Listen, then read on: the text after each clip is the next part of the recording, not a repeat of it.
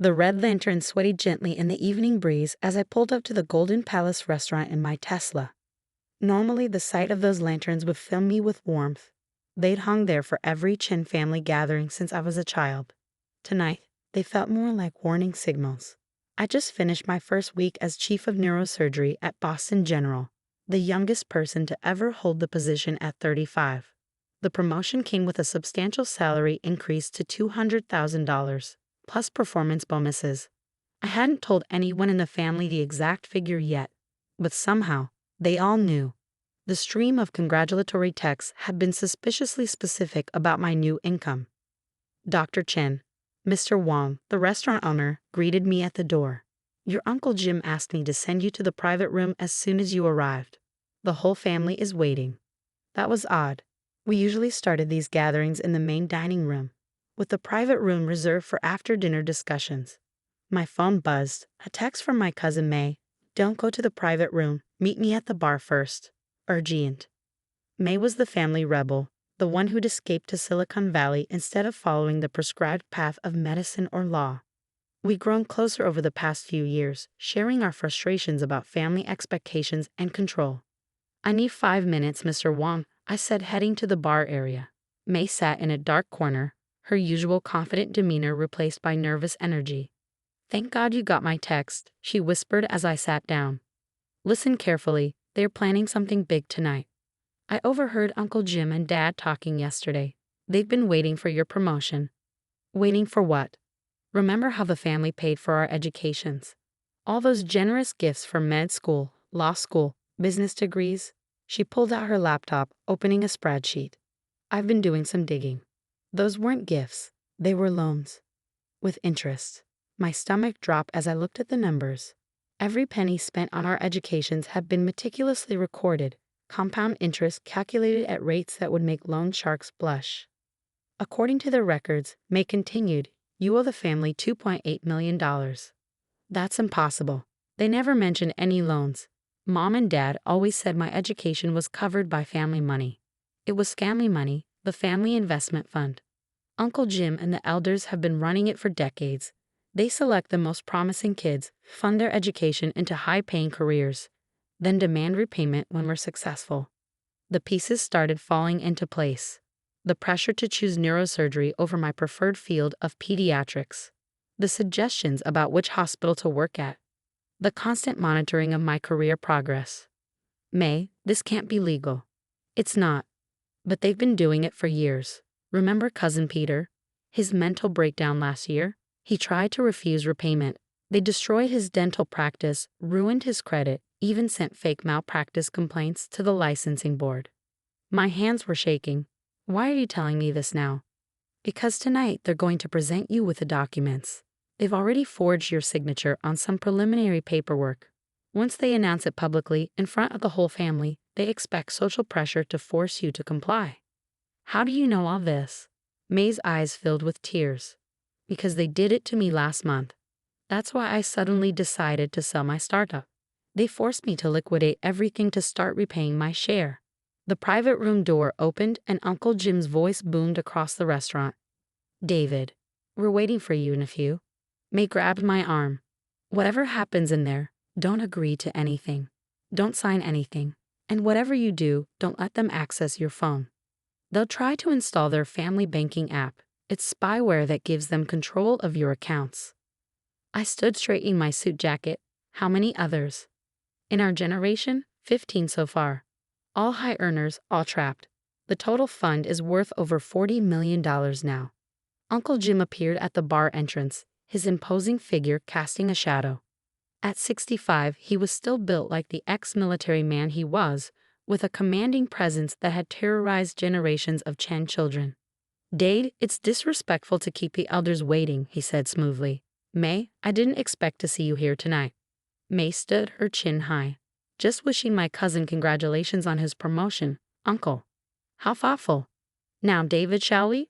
The private room was packed with faces I'd known all my life. Aunts, uncles, cousins, all watching me with an intensity that made my skin crawl.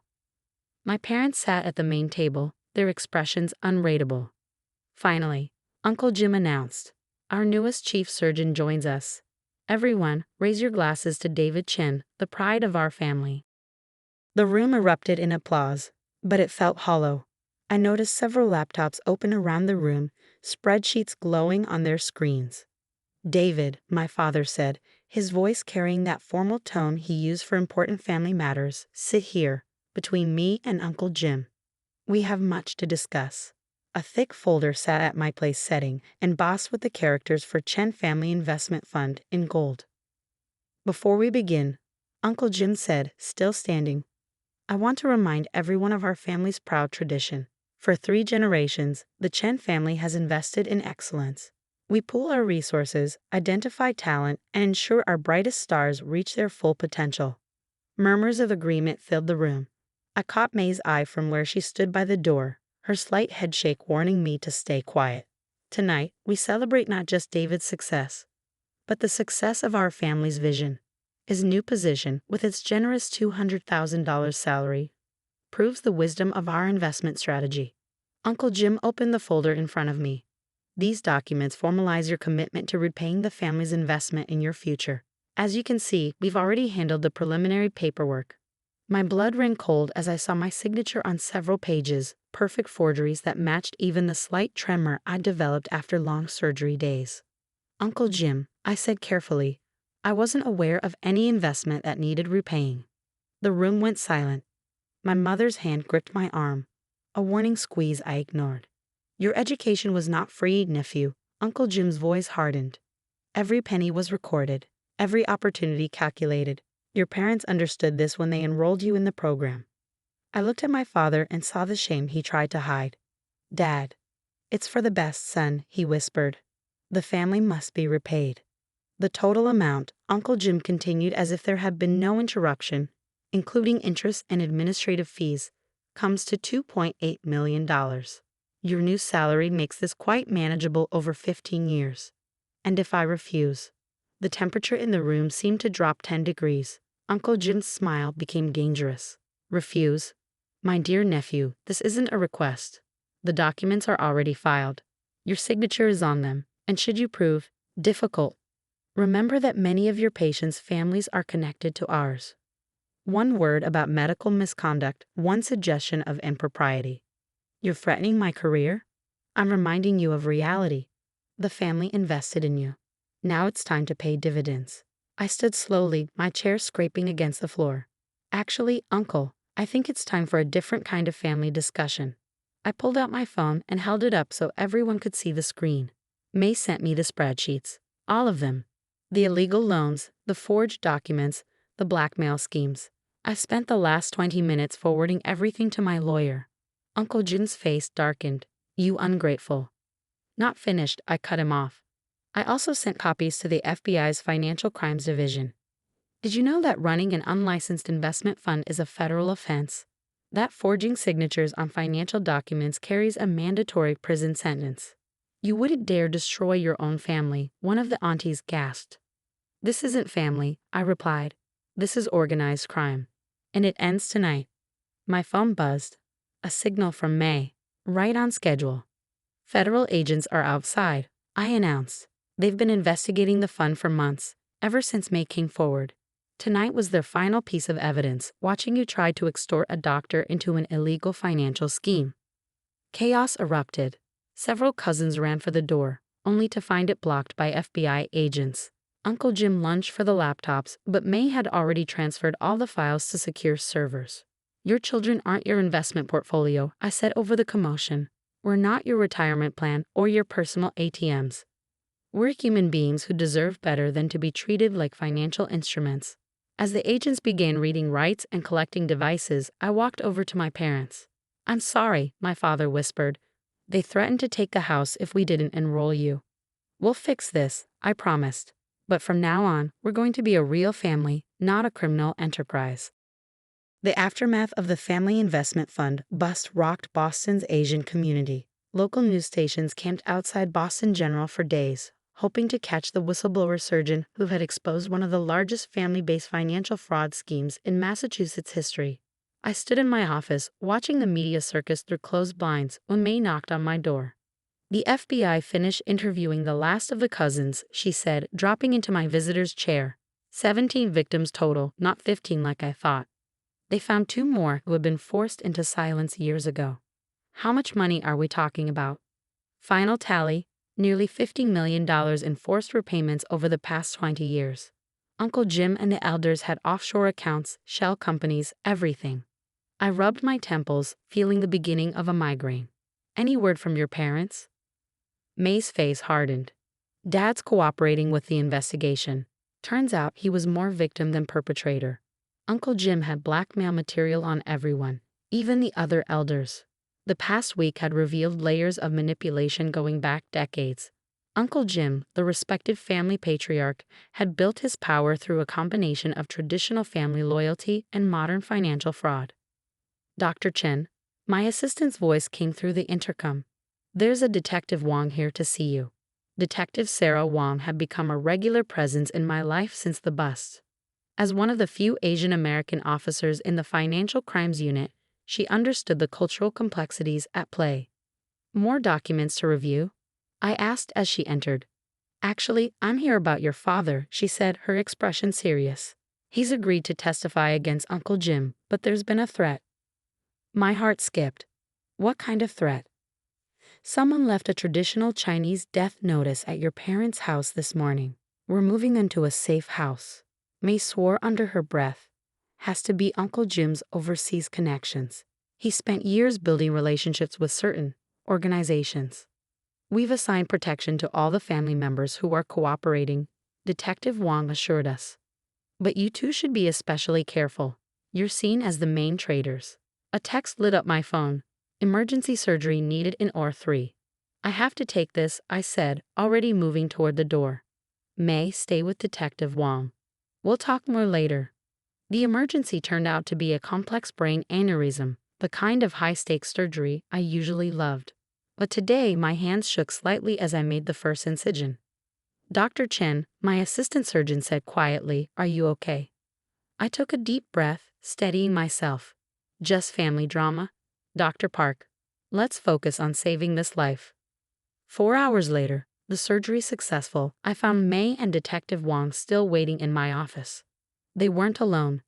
Cousin Peter. I stopped short, seeing the haunted-looking man sitting with them. Peter Chen had been a rising star in cosmetic dentistry before his mysterious breakdown last year. Now I knew the truth. He tried to fight the family's control and paid dearly for it. I'm ready to talk, he said, his voice hoarse. About everything. The threats, the sabotage, how they destroyed my practice. Detective Wong's recorder was already running as Peter detailed years of systematic abuse. How Uncle Jim had forced him to take out loans in his practice's name to repay his educational debt. How mysterious complaints had appeared before the dental board when he resisted. How even his marriage had been threatened. They said they'd tell my wife about a non-existent affair, he whispered. Have fake photos ready and everything. I gave in after that. May reached for his hand. But you're fighting back now. We all are. My phone buzzed again. Another text, this time from an unknown number. Your parents raised a snake. Snakes can be killed. Detective Wong read the message over my shoulder. That's it. We're putting you under protection too. I have patience, I protested. You can't help patients if you're dead, May snapped. Think about it. Uncle Jim is facing decades in prison. He has nothing left to lose. The next few days passed in a blur of police interviews, patient reschedules, and family revelations. More cousins came forward, each story worse than the last. The family investment fund had been just the tip of the iceberg. They used our cultural values against us, May explained to a federal prosecutor. Respect for elders, family loyalty, saving face. They weaponized everything we were taught to believe in. I was reviewing security footage from the hospital parking garage when my office door burst open. Aunt Lynn, Uncle Jim's wife, stormed in. You, she hissed. You destroyed 40 years of family unity. 2 police officers followed close behind her. Ma'am, you're violating the restraining order. The family took care of you. She continued, ignoring them. We made you successful. No, Aunt Lynn, I stood calmly. I made myself successful. The family just tried to take credit and profit. As the officers led her away, she shouted, "Your mother cries every night because of you." That barb hit home. I hadn't spoken to my parents since they'd been moved to the safe house. Years of lies and manipulation had built a wall between us. "She's wrong, May said from the doorway. "Auntie Helen called me yesterday. Your mom's not crying about what you did. She's crying because she didn't protect you from them sooner." 1 month after the bust, I sat in a federal courthouse, watching Uncle Jim shuffle and wearing handcuffs. The proud military posture was gone, replaced by the slumped shoulders of a man facing 19 federal indictments. The United States versus James Chen, the judge intoned. Charges include racketeering, financial fraud, extortion, and conspiracy. May squeezed my hand as the prosecutor laid out the case. The numbers were staggering. $50 million extorted from family members, another $30 million laundered through overseas accounts, and evidence of connections to organized crime syndicates in 3 countries. "Your Honor," Uncle Jim's lawyer began, "my client acted within the cultural norms of his community." Objection. The prosecutor stood. "Cultural norms do not include forgery and extortion." Sustained, the judge ruled. I noticed several other Asian American families in the courtroom, watching intently. Our case had sparked a wider conversation about financial abuse disguised as cultural tradition. During a recess, Detective Wong pulled me aside. "We found something in your uncle's files. Something about your medical school choice." She handed me a folder. Inside were letters, correspondence between Uncle Jim and the dean of my second-choice medical school, the one I actually wanted to attend. Uncle Jim had paid them to reject my application, forcing me toward the more prestigious and expensive school he'd chosen. He engineered my entire career, I realized. Every choice I thought I made was calculated to maximize your earning potential, she finished. You were his prize investment. Back in the courtroom, it was time for victim impact statements. Peter went first, describing how the family's scheme had cost him not just his practice but his marriage. Then May stood. "Uncle Jim didn't just steal our money," she declared. "He stole our choices, our dreams, our right to define our own success." When it was my turn, I faced my uncle directly. "You taught us that family means sacrifice. But real sacrifice is given freely, not taken by force. You didn't build a legacy, you built a prison." Uncle Jim's face remained impassive, but Aunt Lynn sobbed loudly from the gallery. The judge's sentence came down like a hammer. 25 years in federal prison, asset forfeiture, and restitution to all victims. Outside the courthouse, reporters swarmed us. "Dr. Chen, how does it feel to take down your own uncle?" Before I could answer, a familiar voice cut through the crowd. "My son did what was right." My father stood there, looking older but somehow lighter. Mom was beside him, holding a small box. "We have something for you," she said once we'd escaped the media. "Your real medical school acceptance letter. The one Uncle Jim intercepted."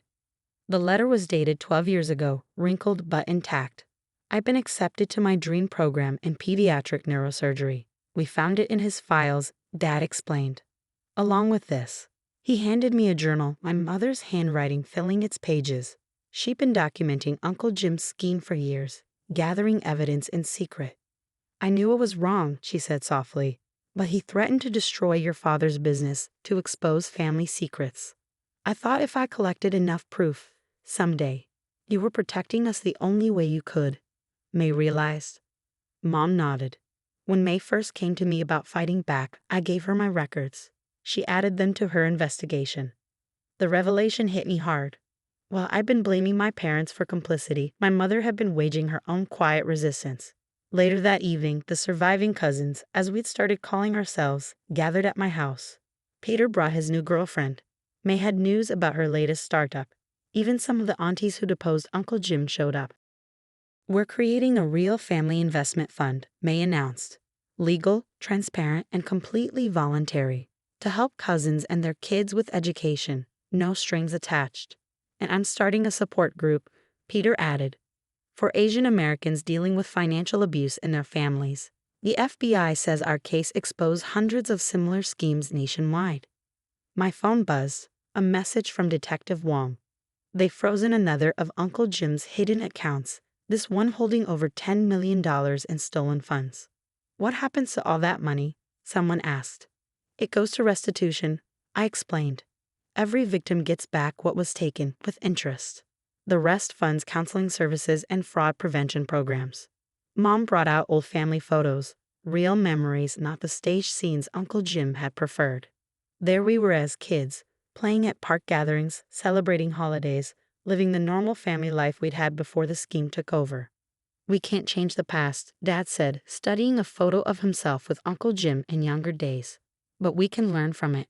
Our children will know a different kind of family legacy. May raised her glass. To choosing our own paths. To real family, Peter added. To freedom, I finished. Later, alone in my study, I looked at that old acceptance letter again. The path not taken. But maybe it wasn't too late. Boston General had an opening for a pediatric neurosurgery program director. Sometimes the best revenge isn't just exposing the truth. It's finally living it. 1 year after the family reunion that shattered the Chen dynasty, I stood in the new community center's auditorium, surrounded by a different kind of family gathering. Welcome to the first annual Asian American Financial Empowerment Conference, May announced to the packed room. Born from tragedy, built on hope. The audience included dozens of families who'd been trapped in schemes similar to Uncle Jim's. After our story made headlines, other victims had come forward, revealing a network of family-based financial abuse across multiple communities. Peter, now restored to his dental practice, led workshops on recognizing and resisting financial coercion. My parents, finally free from decades of manipulation, shared their story of redemption and healing. The hardest part wasn't the money, my father told the group. It was admitting we'd failed our children by staying silent. But strength isn't in silence, it's in speaking truth. Uncle Jim had received 25 years in federal prison. Most of the other elders had taken plea deals, turning on each other in a cascade of revelations. The family investment fund was dissolved, its assets frozen and eventually returned to the victims. But the real healing came in unexpected ways. May had used her tech expertise to create an app that helped immigrant families understand financial rights and responsibilities. We called it Family Shield, and it had already prevented several schemes similar to Uncle Jim's. Remember what Detective Wong told us? May said as we watched families connecting, sharing stories, finding strength in unity. She said breaking generational trauma is like performing surgery, it hurts, but it's necessary for healing. My parents had transformed too. Mom now ran a support group for parents who'd been coerced into exploiting their children. Dad volunteered as a financial literacy teacher for new immigrants, helping them understand their rights in America. The death threats eventually stopped. Uncle Jim's overseas connections evaporated once his assets were seized. Aunt Lynn found redemption in cooperating with authorities, helping uncover similar schemes in other cities. Dr. Chen, a young medical student, approached me after the conference. Your story helped me stand up to my family when they tried to control my residency money. Thank you. These moments made everything worthwhile. Every betrayal, every threat, every painful revelation had led to something larger than ourselves. The Chen family still gathered for special occasions, but differently now. No more secret meetings, no hidden agendas. The red lanterns at Golden Palace still swayed in the breeze, but they no longer felt like warning signals. We're not just healing our family, May told me as we left the conference. We're helping others break free too. My phone buzzed, a message from Peter. Uncle Jim sent a letter from prison. He's finally admitted everything and apologized. Says watching us help others made him understand what family really means. Perhaps that was the greatest victory, not just exposing the scheme or returning the money, but transforming the very culture that had allowed such abuse to flourish. The next generation of Chens would grow up differently. They'd know their worth wasn't measured in dollars but in character. They'd understand that family loyalty means protecting each other from harm, not enabling exploitation. As I drove home that evening, I passed the federal building where it had all unraveled a year ago. The family investment fund had died there, but something better had been born. A movement of truth, healing, and real family values. May's words from that night still echoed. We're not their investment portfolio. We're human beings who deserve better. We'd done better. We'd become better. And somewhere in the city, red lanterns still swayed, not as warning signals but as beacons of hope for others seeking the courage to break free and rebuild.